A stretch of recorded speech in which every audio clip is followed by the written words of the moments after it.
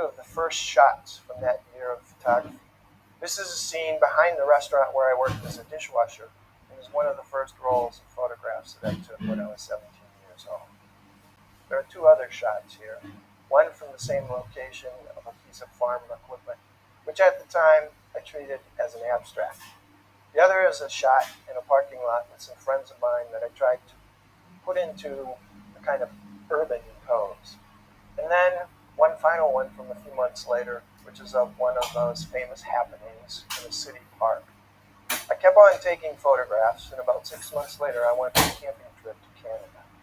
I took one photograph that when I took it, I thought would be quite special. But when I had the film developed and looked at the negative, it actually didn't look so good. Lots of dark areas and almost nothing visible. It wasn't until later, when I saw it on a light table, that I realized what I thought when I took the shot was right. It was something special. What I saw convinced me that I wanted to keep taking photographs, and now, 45 years later, I still am.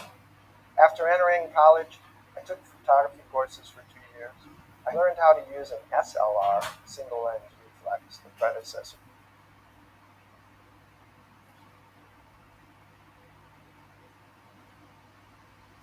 of the current DSLR. And I also learned how to use medium and large format cameras. I loved the darkroom, spent many nights there developing negatives and printing.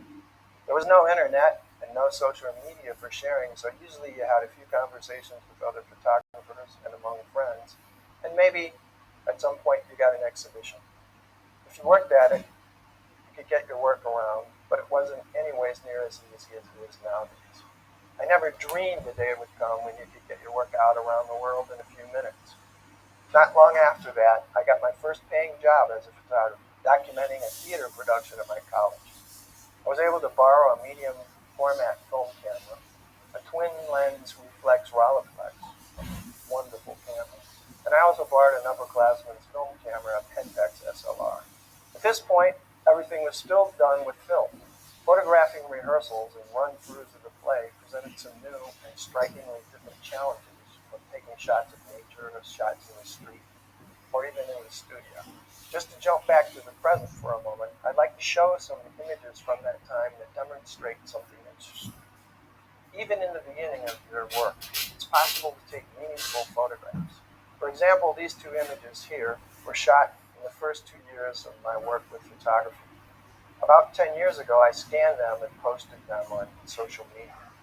Each has now received multiple thousands of visits and many, many comments, many more than some of my most recent pictures.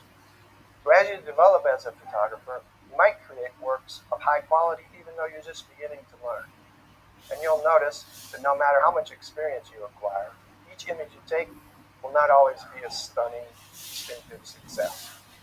After working for a couple of years, I returned to the university, but this time to pursue another passion, music. After completing 2 advanced degrees for the next 30 years or so, I developed a career as a music composer.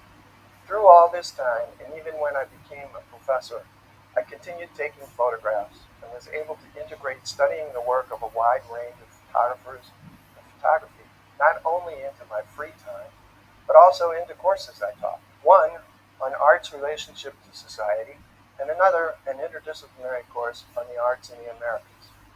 As an artist, I also took part in a wide range of interdisciplinary projects, stretching across computer science, cybernetics, rhetoric, physics, cinema, poetry, and yes, photography. And here and there, now and again, over and over, I found time for photography. Another source of inspiration during this time came from travel. During these 3 decades, I had the chance to make several shooting trips to various parts of Puerto Rico, Portugal, England, and Austria, and in the last 3 years, to Cuba. Travel is one way to inspire the desire to photograph. Often the lack of familiarity allows us to see with fresh eyes and notice things others ignore. Taking time to create shooting tours while traveling was another way for me to keep active as a photographer. Various things happened that little by little led me to become ever more involved with photography. I became increasingly involved with artists working across media, some working in several mediums. I worked with the film started as a photographer. I worked with a rock musician who became a music photographer. And more importantly, I began working with young people who went from a photography project to a film project to a music project without any anxiety about who they were, whether they were a photographer or a filmmaker or a composer. I began to think there might be a fluid boundary for various kinds of art. I had the chance to get a film scanner at this point, and I spent about a year and a half digitizing the negatives I had created over the last 25 years, which I had kept in boxes, disorganized, but mostly in good shape.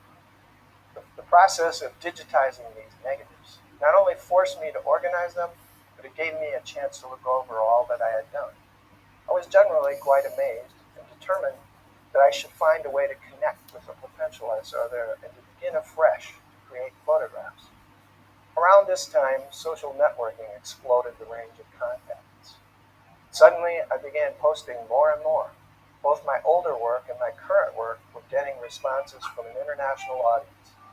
This dynamic began to amplify and transform my work with photography, and the responses I received from many people in many walks of life encouraged me and inspired me, and that's still happening.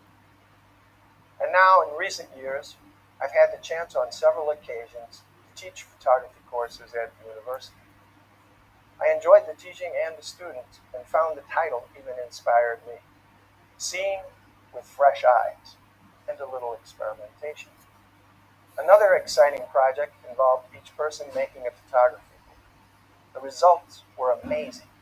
You'll have the chance at some point in the future to make a book, and there may at some point be a course that allows you to do so.